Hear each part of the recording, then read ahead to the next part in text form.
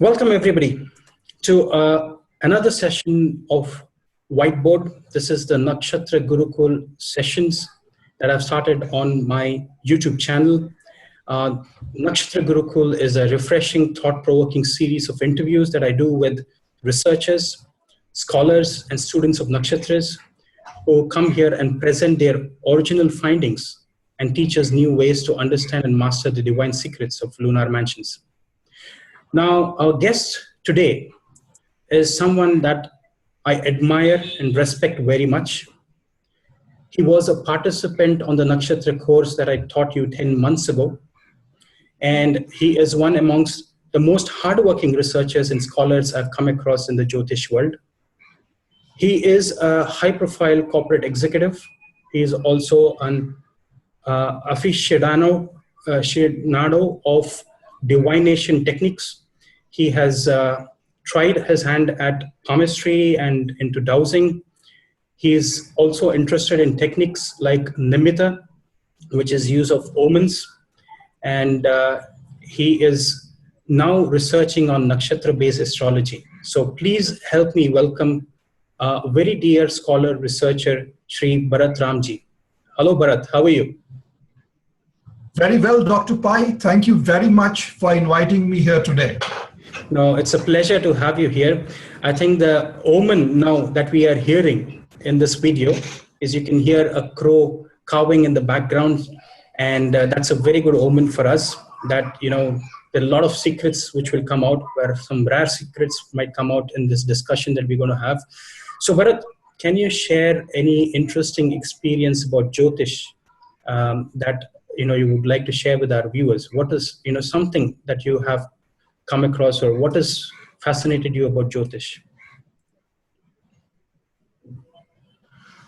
Dr. Pai, my most fascinating experience with nakshatra astrology was my first class in KP Nakshatra, KP course, which is Krishnamurti Paddhati, which is a nakshatra-based predictive technique, which was devised by K.S. Krishnamurti-ji, the late K.S. Krishnamurti-ji. And my first class was with Professor Hariharan, who's a son of late Krishnamurti-ji. In my first class, or actually just before the first class, I asked him quite skeptically, does astrology work? He just went to the whiteboard and wrote Rahu. And he said, Bharat, now check your chart. You are either running Rahu main dasha, or Rahu antar dasha, or Rahu pratyantar dasha, which is the dasha bhukti antara of Rahu. And I checked my chart on the phone, and lo and behold, I was running the pratyantara dasha of Rahu. He said, look, I just wrote Rahu on the board because today moon has moved into Rahu Nakshatra at 9 a.m., which is on the 10th of April 2010 in Bangalore. 10th April 2010 was my first class at 1:30 p.m. And he said, look, Bharat, moon has moved into Rahu Nakshatra at 9 a.m. today. You could not have started this course before 9 a.m. today because it would not have been in consonance. The transit of the moon would not have been in consonance with the birth chart that you have. And he also went on to say this is a very important birth time rectification technique. When you see a chart for the first time, and it's very important that it's only the first time, and it has to be an unknown person for the first time. You just note moon's transit nakshatra, and you have to see whether the lord of the moon's transit nakshatra matches the dasha bhukti antara of the native's birth chart. If it matches, the birth time is correct. If it is not, you've got to rectify the birth time.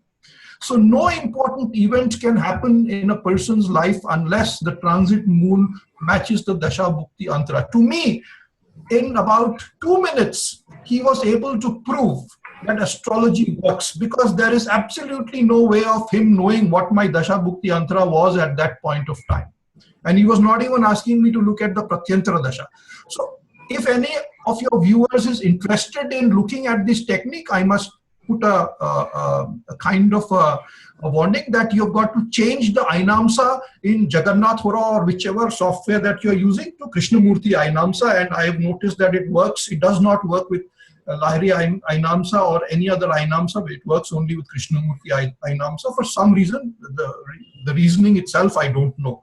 So Dr. Pai, that's to me, it was a very stunning way of, letting a struggling student of astrology know that astrology works. No, this is really, really fascinating, knowing that, KP also, I started with KP, and it's only that I didn't have a guru, so that's why I couldn't pursue KP, but I think KP is based on the nakshatra system with the sublords and all of that. So that gives you a great insight into knowing. And I think, Bharat, if you understand even nakshatras, like we have been trying to research on in our group, I think that is where it gives you greater insight. So if we can combine KP with nakshatras, I think it will be absolutely a stunning system to actually make accurate predictions. What are your take on that? What do you think? Dr. Pai, at that point of time, I was not using let's say the features of the nakshatra. I was just using moon's nakshatra. I was not worried about which of the three moons nakshatra. But now, if I look back at the same experience, I realize that on that day, on the 10th of April 2010 at 1:30 p.m., moon was in Satabisha, Rahu's nakshatra, but Satabisha nakshatra. And Satabisha, we know, is about hidden things, things which are beyond your normal sight, beyond your normal view. And moon was conjunct with Jupiter, which is my 8th lord and 5th lord. Wow. Okay. So, Satabisha nakshatra itself gives a very interesting insight that, there is something hidden. And if I don't know about this hidden part as a feature of Satabisha nakshatra, then I'm missing out a lot on the salient features of, on the more, let's say, on the more qualitative aspects of prediction. I have to know what Satabisha stands for, and which is what I learned in your course, Dr. Pai. Okay. No, this is great. So, Bharat, so what do you have for us? What are you going to teach us today? I know it's going to be Pushya Nakshatra. It is a Saturn-ruled nakshatra. Today is Saturday. We have also got the omen from the crow saying that, this is going to be a fabulous session. So please take it over from here. I'll just share my screen. Is my screen visible, Dr. Pai? Yeah, now it is, indeed. Okay. Dr. Pai, I must first admit that I'm no scholar on astrology, or I'm neither a scholar on nakshatras. As you said, I worked quite hard during your course. I gave up going to movies, watching TV and all that in order to do the tough homework that you gave. So anybody watching this video must understand that I'm not a really, an expert on nakshatras, but I have, during the course of learning about nakshatras, I've come across many questions. Why is this nakshatra this? Which was, always playing in my head continuously. And via this session, I'm actually trying to answer my own questions. These are notes to myself. How I tried to resolve some of the questions that I had in my own head. And today I'm taking Pushya Nakshatra. Because Pushya Nakshatra is called the king of the nakshatras. Pushya Nakshatra is called a nakshatra where everything is auspicious except marriage. The question in my head was, if Pushya Nakshatra is so auspicious, why is it so against marriage? What's wrong with marrying in Pushya Nakshatra? In fact, I must tell you that I'm going to Pune on the coming Pushya Nakshatra day, which is, I think, Saturday or Sunday, whichever day, to attend a marriage which is being finalized on a Pushya Nakshatra day. So it's not everyone who's scared about Pushya Nakshatra and marriage, but some people are. So these are really notes which I've made for myself, which I'm sharing. So please, if you don't accept it, don't believe it, please feel free to do so. Okay, let me change this slide to the next slide.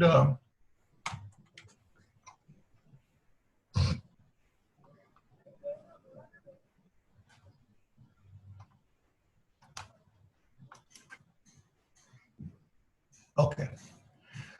The topics that I plan to cover are, is Pushya Nakshatra any more special than any other nakshatra?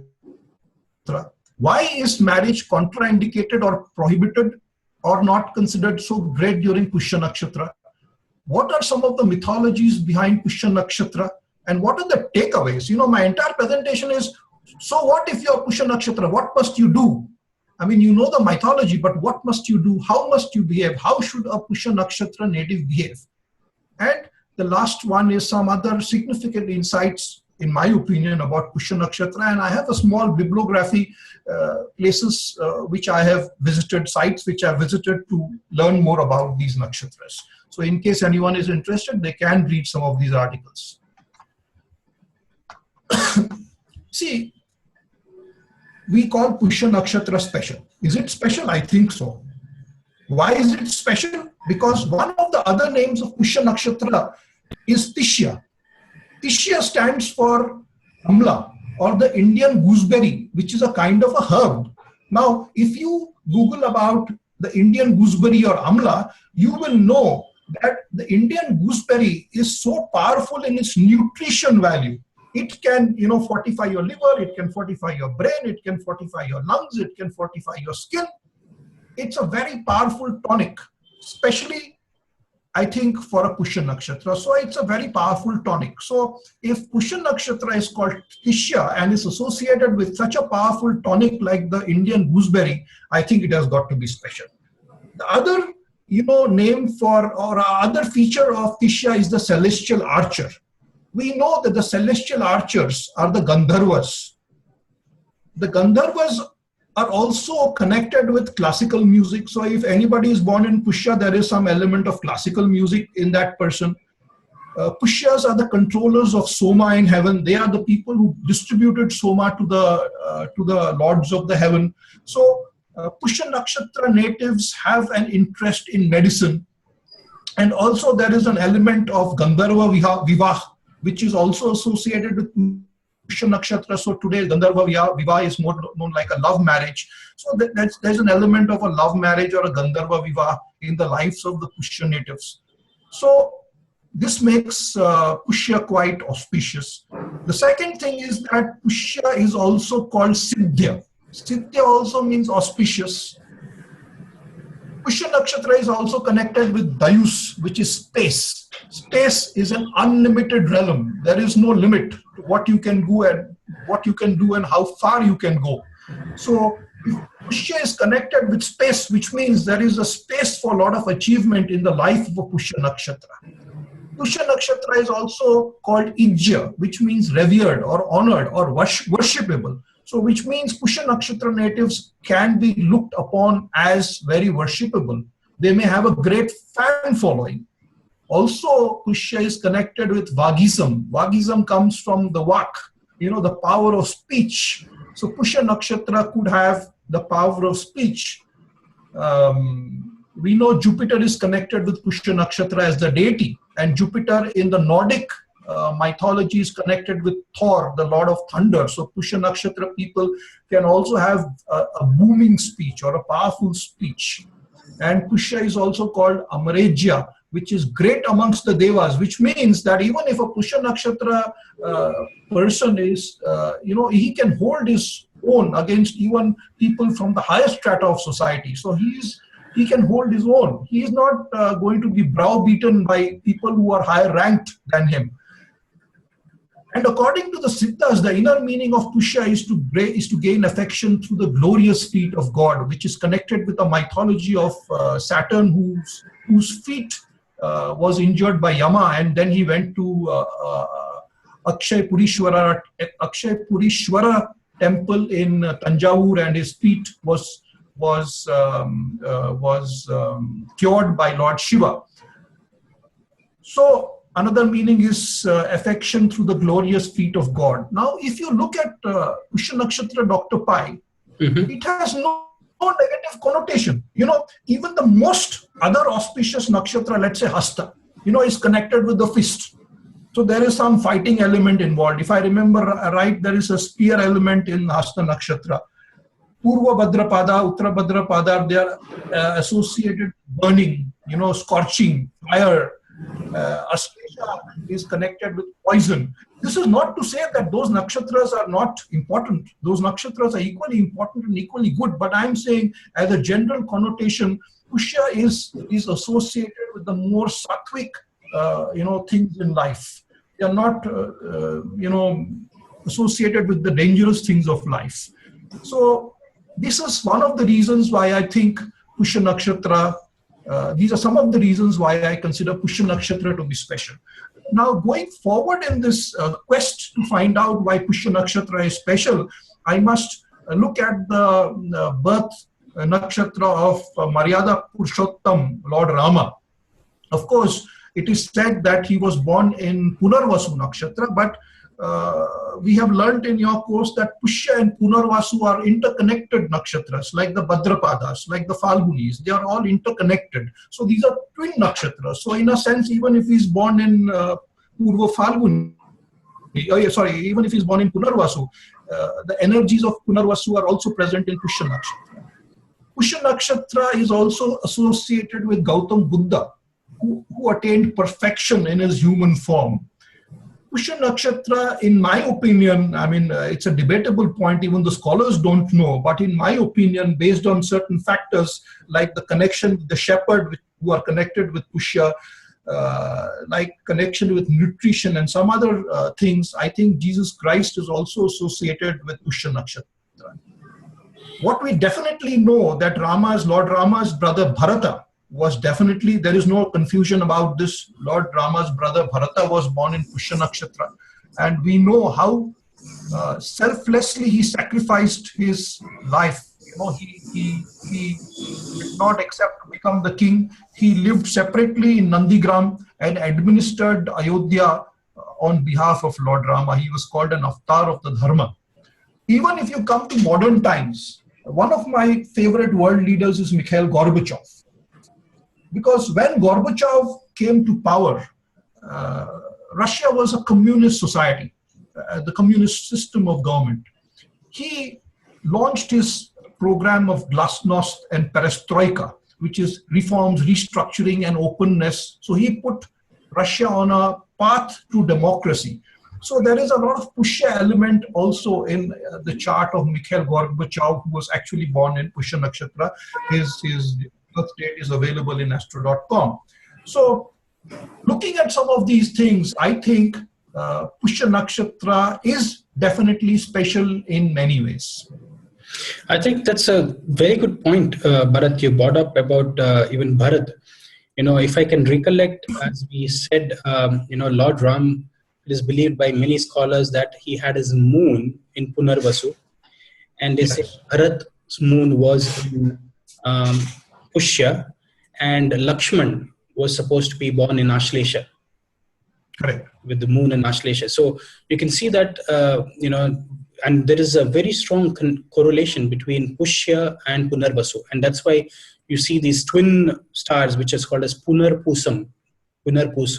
So that's a very good point that you brought up. And also to, when on the point of Jesus Christ, although there might be various scholars who talk about Jesus Christ's birth, and we do not know the exact timing of the birth, but there are certain good indications that you pointed out. One is Pushya is associated with the 3 stars. And you also, if I can recollect from the Bible, they say it was the 3 kings who were seen in the sky, at the time of his birth. So maybe this could be a reference. Again, the second reference is Pushyan, who is strongly associated deity, who's associated with Revati, who's also about nourishment. And he was also, I said, he's very strongly connected with the shepherds and the shepherd community. So again, there are certain connections that you can see when you're talking about Jesus Christ, although we do not know the exact time of birth and we do not have the correct details. But I think those different things that you're talking about there might be a correlation between Pushya. So very good points, I think. And also, if I recollect, Gautam Buddha, right? I think he was enlightened under the Bodhi tree, which is a people tree. That's right. Yeah, that's right. And correct me if I'm wrong, Bharat, is Pushya associated with the people tree?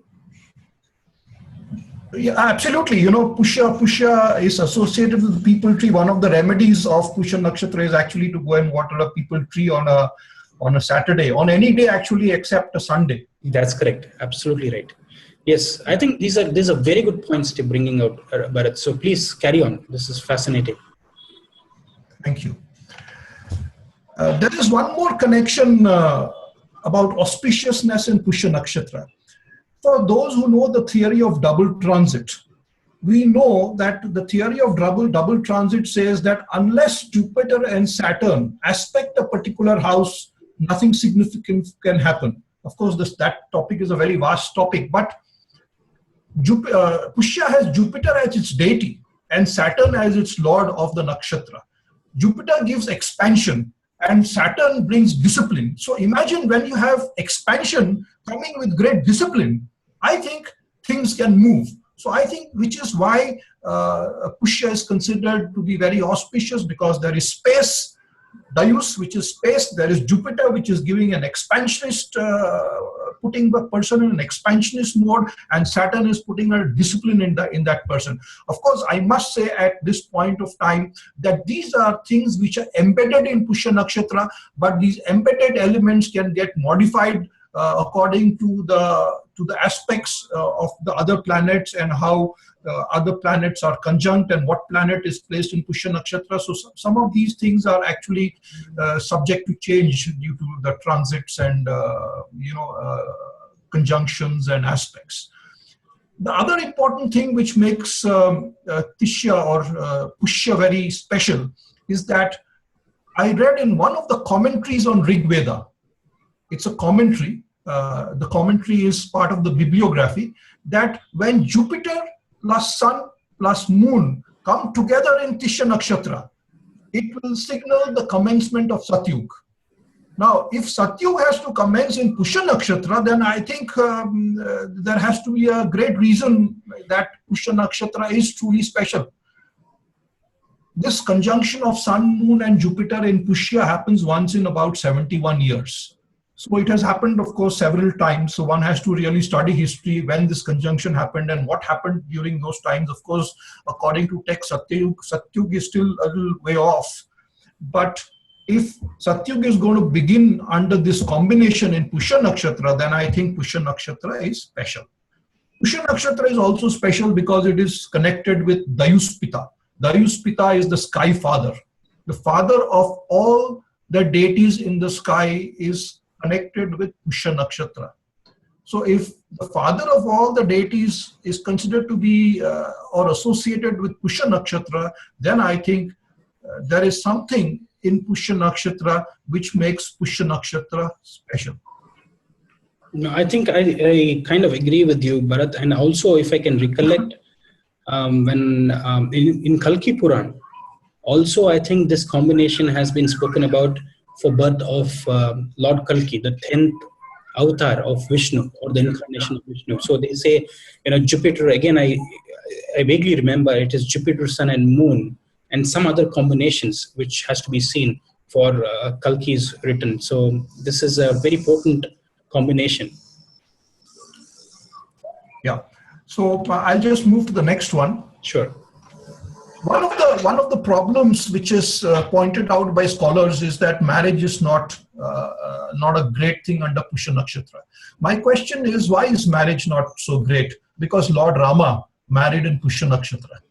Not only did Lord Rama marry in Pushya Nakshatra, but his brothers also married under Pushya Nakshatra because they all got married on the same day. So Lord Rama married Sita and Lakshman married Urmila, and Bharata married Mandavi, and Shatrughan married Shrutakirti. All on the same day. And all of those marriages underwent some stress. Possibly there was no conjugal bliss in the marriage because they all got separated. Lord Ram was in the forest for 14 years. Bharata was ruling from Nandigram. He was using Shatrughan as his envoy to manage the affairs. Lakshman, of course, also was with Lord Rama in the jungle. He was separated from his wife. So while there is some element of separation with the spouse which is indicated in Pushya Nakshatra, there is still great value in Pushya Nakshatra for marriage because there is a great karmic connect in that marriage. The spouse can be a very sacrificing spouse as far as marriage is concerned. There may be some element of separation, but definitely it is not a nakshatra where marriages should not be done, because in today's day and age, a lot of couples, live separately because of their professions. They live very far away, yet they meet periodically, maybe once in a week or once in 10 days or whatever. So if that can happen, then I think Pushya Nakshatra definitely should not be considered as a nakshatra which is not suitable for marriage. It is a little difficult in terms of conjugal bliss, but it is not contraindicated. The other reason why Pushya may not be considered good for marriage is that the deity of Pushya is Brihaspati, and Brihaspati's wife Tara actually left Brihaspati and went to Chandra, and she actually left her husband. So I'm saying it's not Brihaspati's nakshatra which is at fault. It is probably Tara's. We have to see what nakshatra Tara was born in. And the other thing that I have noticed is that the Pushya native must make time for the spouse. So if you are a Pushya nakshatra, I think you must make time for your spouse, which is a takeaway of this nakshatra. Make time for the spouse, and if you are able to make time for the spouse, whether you are together or separate, then I don't think it is so much of a problem. The third reason why Pushya Nakshatra is not, in my opinion, considered suitable for marriage is that Brihaspati had, two wives, which is Shubha and Tara. But in that era, having two wives was not a problem. It was a norm to have two wives. So societally, it was not wrong to have two wives. So I don't think that is a problem. The only other issue I see with this is that Brihaspati actually probably had a child with his elder brother's wife, Tatya. So that could be a problem, as far as marriage is concerned. Probably this could be one reason why marriage is not considered to be great under Pushya, because there can be, some extramarital affairs. Probably, it's a conjecture. The other reason why Pushya is not considered great for marriage is that when Brihaspati impregnates Mamta, who's his elder brother's wife, Mamta was already pregnant at that point of time, and the child in Mamta's womb actually kicked Brihaspati, and Brihaspati tried to make love to Mamta. And then Brihaspati cursed that child that you will be born blind, and this blind child is Bharatwaja in our mythology. So there can be an issue that the Pushya Nakshatra natives do not get along. The male Pushya Nakshatra natives do not get along so well with their own children. So this can be one of the reasons why Pushya Nakshatra is contraindicated for marriage, but I don't think these are very serious reasons for marriage being contraindicated in Pushya Nakshatra. Also, I want to point out that Lord Ram and Bharat and Shatrughan had the expertise of their father Dashratha, who was himself a great astrologer. Their guru was Maharishi Vashisht, who was a great astrologer. They also had the access to Maharishi Vishwamitra, who was a very great astrologer. In spite of having such advice, they went ahead with marriage under Pushya Nakshatra. Why did they marry in Pushya Nakshatra when they had the advice of the greatest people who really understood Nakshatra so beautifully? My answer to that is that you marry under a Nakshatra which leads you to the fulfillment of your karmic goals. If your birth chart says you have to be separated from your spouse, you cannot marry in a nakshatra which actually contradicts this. You will end up marrying a nakshatra where your karmic goals can be carried out quite well. So I would say that a good muhurta can only provide you tailwinds, can give you a push in your life, but it cannot prevent what is part of your birth chart. If your birth chart says there's a problem in marriage, you cannot just overcome that using a good nakshatra. So I think my own opinion is that Pushya Nakshatra is not bad for marriage. It's not contradicted in marriage, because there are so many other nakshatras which can make things quite much worse. No, I think, Bharat, this is a very, very, very important point you brought up, and you've also shown to us through various mythological stories as well. And I would just like to remind my viewers that, whenever you look at a chart, you have to look at the chart holistically and in totality, rather than just taking Pushya and the marriage would be spoiled. That is, is not the way you would study Jyotish. So if there are other combinations, there are yogas, there are dashas which are operating, which promise this, only then you should be able to give this prediction. So anybody who sees a planet in Pushya shouldn't feel fearful that, is my life or my marriage going to be on the rocks? So this is another thing that I would want to caution my viewers, that you have to look at the chart in totality, and this might add to whatever, if there are other yogas or things promising in the chart, then it will add to that.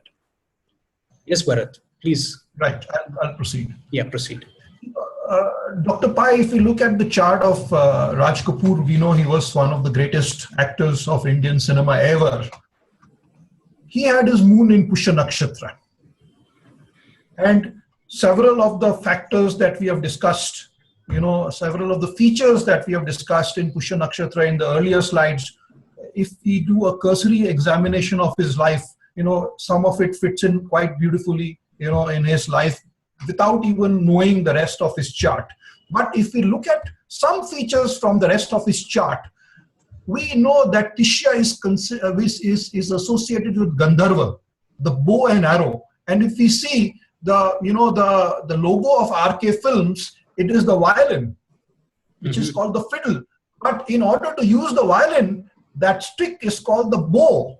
So the bow is associated with Pushya Nakshatra, and we know arrow is the symbol of Pushya Nakshatra, and bow comes from the Punarvasu Nakshatra, and Punarvasu and Pushya are interconnected Nakshatra. So how beautifully Gandharva fits here, because Raj Kapoor, I read somewhere, even before he became a director at 24, at the age of 24, he wanted to become a music director. So this talent for music is extremely strong in Raj Kapoor. I mean, it's public knowledge. We know that Pushya Nakshatra is connected with the face. The body part connected with Pushya Nakshatra is the face. And while Mera Naam Joker was kind of a flop movie, it actually was very good for him in terms of establishing him in commercial cinema, because it was a very well talked about movie. It was a 5-hour movie with 2 intervals, but his role as a clown is a very significant epoch-making event in Indian cinema. Then we also know, it's a fact, that Raj Kapoor was called a showman. He was called a showman because he was extremely flamboyant. Brihaspati is extremely flamboyant. And Brihaspati's stone, which is the yellow sapphire, it's a very flamboyant, you cannot miss it if somebody is wearing a yellow sapphire. So Pushya Nakshatra is connected with being flamboyant, stylish, carrying himself or herself very well. We've also seen in the previous slide that Ijja is honored. And Raj Kapoor was one of the most honored persons in Indian cinema. He was only the second actor, according to me, who got the Padma Bhushan award, I think in 1969, if I'm not mistaken. And his fame was not restricted to India, but the Soviet Union. I talked about Gorbachev. In the Soviet Union, he was extremely well known. Mera Juta Hai Japani and all those songs were extremely popular in a country which didn't even speak English. So we can see from the chart of Raj Kapoor that some of the Pushya Nakshatra elements are extremely, extremely strong. And these elements are embedded into his chart. Of course, when you look at your chart, you've got to consider the other features of Pushya Nakshatra before you come to a conclusion. I think this is a very fascinating example or case study you've taken, Bharat. Is what it reminds me of the facial expression in Mera Ram Joker. They're supposed to be really, really speak, where you don't have to speak, but you can show it through facial expressions. And that, I think, Pushya is connected with facial expressions. Secondly, what it reminds me is, as you mentioned, the same like in Sri Ram's chart, right? I think his life was also something similar, which reminds me of his legally wedded wife, which is, I think, Krishna Raj Kapoor. Is that his wife? That's right. That's right. Yeah. I think she almost led a life like a Sita, although she was his legally wedded wife, but you can see that, his very popularly, he was connected with, is it Nargis? That is what you see. That's right. Yeah. That's right. You can see this theme of Pushya, that you might still be legally married and be living together, but you might have differences, or there might be some extramarital thing also might be operating in the chart. So this is a very good example to show how Pushya might be operating. So very good point, Bharat. Please go ahead. Thanks. I'll proceed. Yeah, proceed, please. Some of the other takeaways of Pushya Nakshatra are, once Brihaspati, who's the guru of the Devas, went to meet Indra at his court, and Indra was busy with the Apsaras and other things, and he did not acknowledge the presence of Brihaspati. And Brihaspati got very upset, and Brihaspati left Indra's kingdom. And when he left Indra's kingdom, Asuras attacked, because they knew that Indra was left without a guru, and the guru was the person who formed the strategy for the Devas, and the person forming the strategy was no longer available, and Indra actually lost the battle to the Asuras. So my takeaway from Pushya Nakshatra is never insult your guru or advisor or your boss if you are a Pushya Nakshatra native. And if you are a Pushya Nakshatra and you are the advisor, then you may not get the respect that you should deserve. So in some cases that could also happen.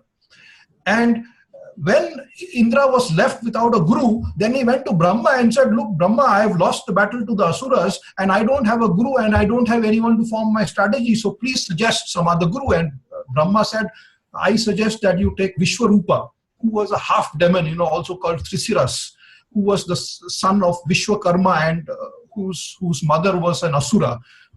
He said, you take them as, take Vishwarupa as your guru, or Trisiras as your guru. And Indra told Brahma that, but isn't that correct? Isn't that wrong? Because Vishwarupa is half Asura. Brahma said, no, it's not incorrect. You please take him as your guru. And Indra took Vishwarupa as his guru, and they were able to battle the Asuras and actually defeat the Asuras. So the takeaway from this is that no guru, even if you're a guru in Pushya, you don't consider yourself to be indispensable and walk out. Because, the boss or whoever your boss is, or whoever the ruling person is, they can always get another guru. So you should never consider yourself to be indispensable.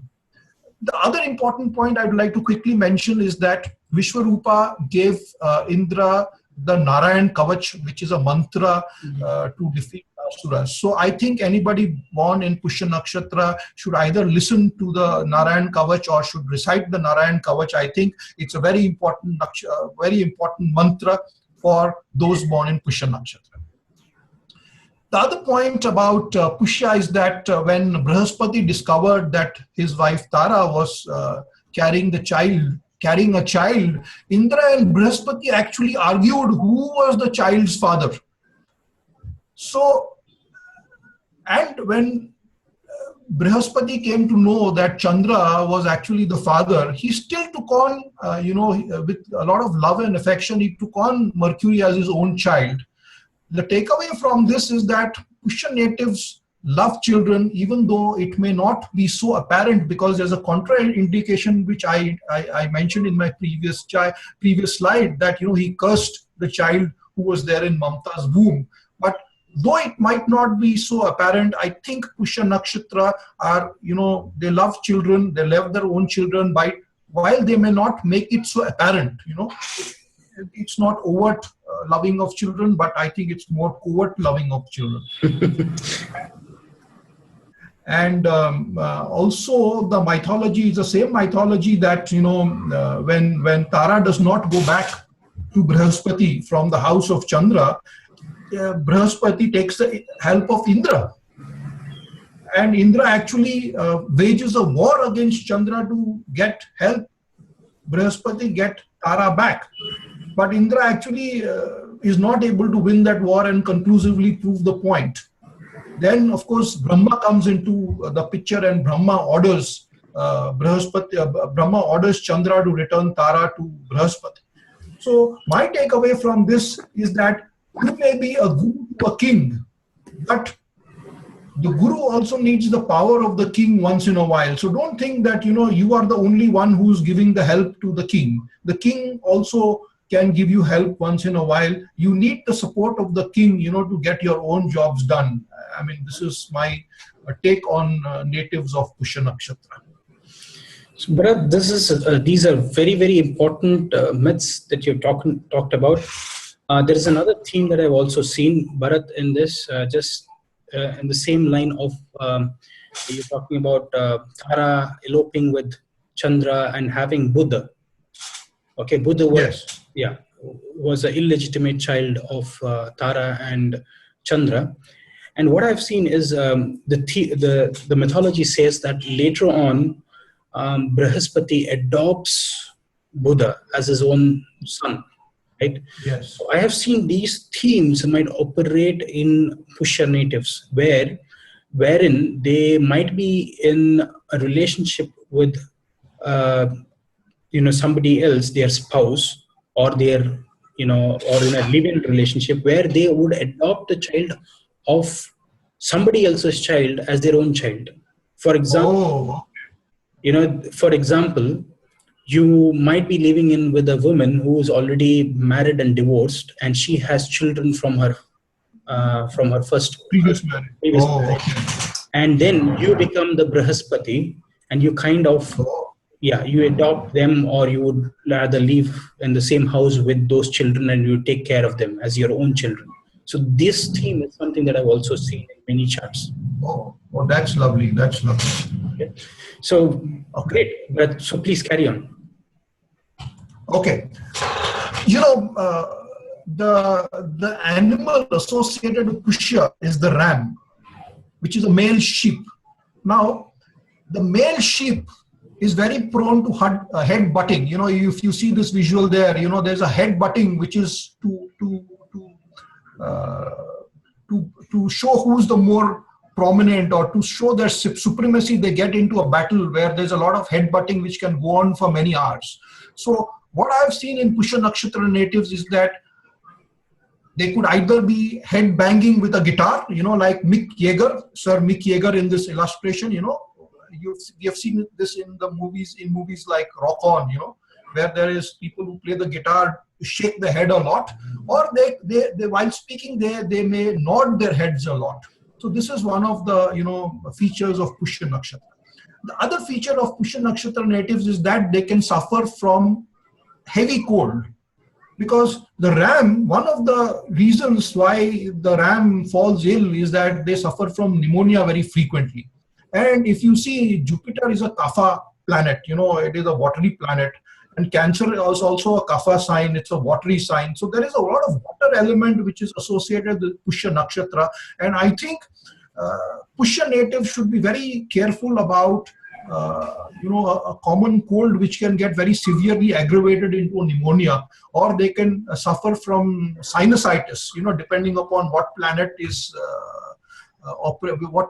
aspecting Pushya Nakshatra. So pneumonia, I've seen, is an important safeguard for Pushya Nakshatra that natives must take. Also, the ram is a very voracious eater. It has a 4-chamber stomach. So when it finds food, it keeps on eating continuously. And then it retires and it goes back when the food gets exhausted, and it regurgitates the food, brings the food back to its mouth, and then eats at leisure. So I have noticed Pushya Nakshatra people may eat very, very fast. They could be very fast eaters. Again, you have to see other planetary aspects, but Pushya Nakshatra natives will eat very fast, and I think this is one of the things that they must safeguard against. They must not eat fast, because we don't have a four-chamber stomach which can, take in so much of food so fast. So voracious appetite, pushti, pushya is pushti, nutrition, nourishment. So all of the nourishment, goes into the body very, very fast, I think, which is one of the features of Pushya Nakshatra. Now, if you see the goats on the two visuals, Dr. Pai, on the lower right visual, the goats are on trees where the branches don't appear to be extremely strong, and these goats have just gone to eat the food, which is the tasty leaves on these trees. These are Moroccan goats which have climbed the tree, and they climb the tree only because they are enticed by the food which is growing there. Even if you see the visual on the extreme left, which is the goats on the sheer face of a dam, dam wall, these dams are, it can be 200, 300 meters, and these goats fearlessly go there because they see one blade of grass growing there. So one of the takeaways for a Pushya Nakshatra natives is that they rush where others fear to tread. They have to be very careful about this. Don't rush into something headlong, because some of these goats which get on these high branches, they have no problem coming down, but sometimes these branches break under their weight and they fall down. Okay, so Pushya Nakshatra natives must carefully evaluate their decision before taking a decision. They must not rush headlong into some project where they are not very sure of the consequence. The other point is that they are happy being number two. They are happy being a Brahaspati. They are happy being an advisor. They are not so great at, being the executor or being the top boss. They would rather be the advisor to the top boss, is one of the Pushya traits. And of course, another thing which comes from the headbutting is that the male ram does, whenever the male ram's head is touched, it views that as a challenge to it and starts attacking the other person which is touching the head of the ram. So Pushya natives don't like their hair to be touched. They don't like the hair to be tousled up like that, They don't like the head being touched. So these are some of the, things about Pushya Nakshatra, which I think clarified my own thoughts and concepts about Pushya Nakshatra. And there is a small bibliography of some articles which I consulted. Of course, it's not a complete list, but some articles which I consulted in the preparation of this presentation. And so that's the last slide, Dr. Pai. Wow. But the last slide. Can you go to the last one where you're talking about the rams? So, one thing what came to my mind when you're talking about headbutting is I wanted to check whether Zidane, the football player who was very famous, who became very famous for the headbutting. Zidane. I just want to check his chart and see if he has any prominent planets in Pushya. That was something which came to my mind. Zidane. Yeah. Yes. One thing. Another thing which came to my mind is something that maybe our viewers can also test. Is you mentioned about the goat or the sheep, rapidly eating food and not digesting it and then bringing it back and chewing it again. So this is something that came to my mind, and I've also seen some of them who have prominent Pushya, is they are unable to digest. If there are malefics which are influencing those prominent planets in Pushya, is they have a problem with digestion, or they're going to have problem with nourishment. So malnourishment might also be an issue with Pushya if there are malefics which are influencing these people. Now, if you see, I've also seen the same theme, that if you check with Pushya natives, is they are unable to digest some of the information or knowledge which is given to them. Or if you have said something to a Pushya native maybe 2 or 3 years ago, and he will keep it at the back of his mind, which is undigested, and then he will bring it back after 3 years and he said, I remember that day you had told me this. It's like bringing the food back and chewing it again. Exactly. Then they haven't digested their food. So which means if somebody has said something, it is like food for the mind, and that is not digested properly, so they would want to bring that food back again and chew it again.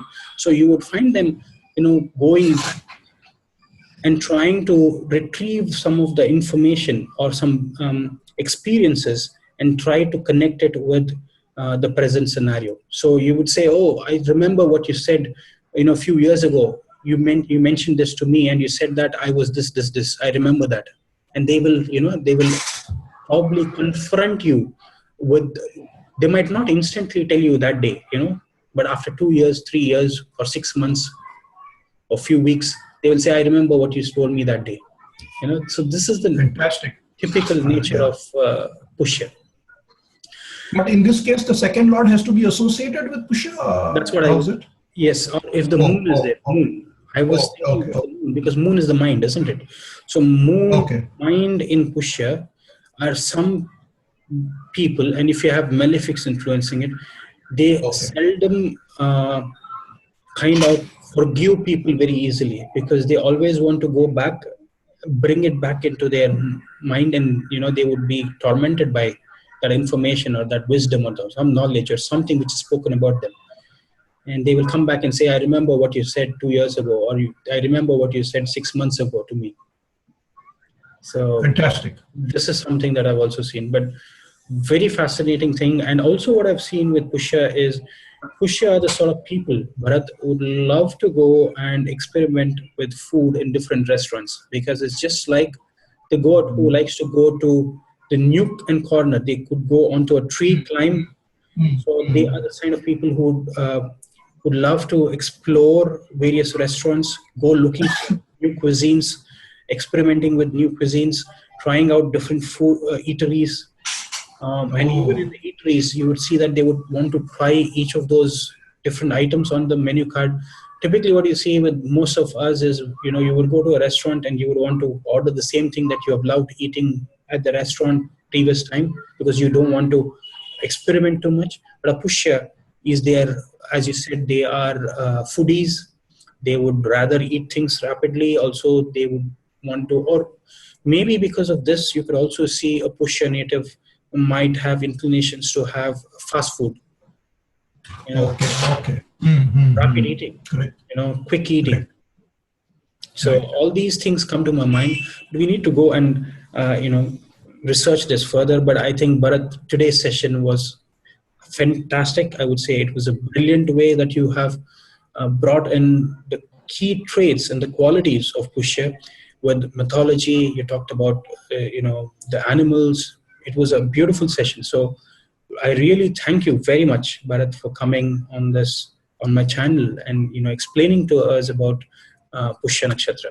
So yeah, I just want to add one remark concluding, Dr. Pai, that anybody who wants to know more about let's say Pushya or any other nakshatra, they must go to your channel and look at the Pushya video, which is a more comprehensive treatise on Pushya Nakshatra. These are only small elements which have been taken from there, but they must go there because there's a wealth of knowledge there, and I think it will be very useful to people who are interested in any nakshatra.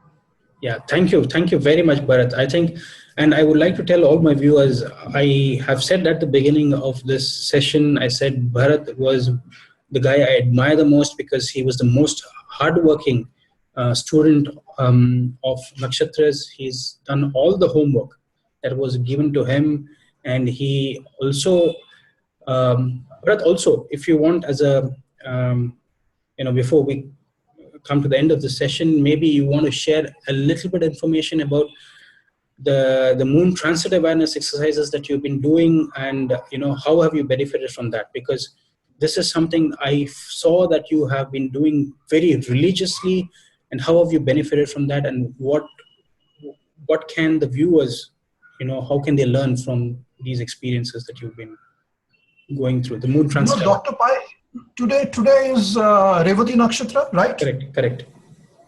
Today is Revati Nakshatra. Revati Nakshatra is connected with Pushyan. Pushyan is associated with Jesus Christ, who shows the way, and we are discussing Jesus Christ today. Absolutely. Fantastic. So, yeah, it is so amazing that, yes, Shravana was 2 days back. Shravana, and Shravana is opposite Maga. Is that right? Shravana is opposite Maga. Yeah. That's correct. Yeah, Shravana is opposite Maga, and on the Shravana day, we heard about Donald Trump winning the U.S. election, or there was so much of information, and we know Donald Trump is a Maga Nakshatra. Also on the Shravana Nakshatra, where Maga is opposite, there were three people who I know quite well. All three of them Maga, they just dropped into my life from somewhere, who have not been in touch with, or the discussions with their life started on a Shravana day, which is opposite Maga. In my moon transit exercises which you gave, I saw how powerfully when moon moves into that nakshatra, either elements of that nakshatra come into your life, or the elements of the 14th nakshatra from the moon's transit nakshatra comes into your life so beautifully. If you do this, I actually did it, very, very religiously for 2 months, and then something happened, and I'm going to restart that from Ashwini tomorrow.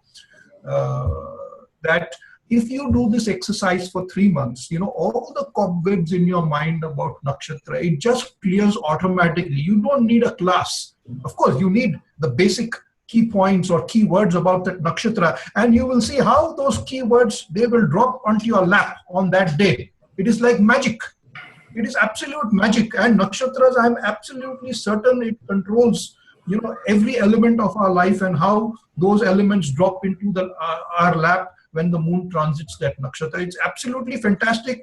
Anybody who wants to do the new moon transit exercise will be extremely benefited in their learning of the nakshatras. And I think it's a very important method of learning the nakshatras.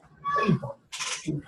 And this is not a technique that I have been teaching, Bharat. I've told everybody, even in my classes, and I've also been telling my viewers, this is not a technique that it was started by me.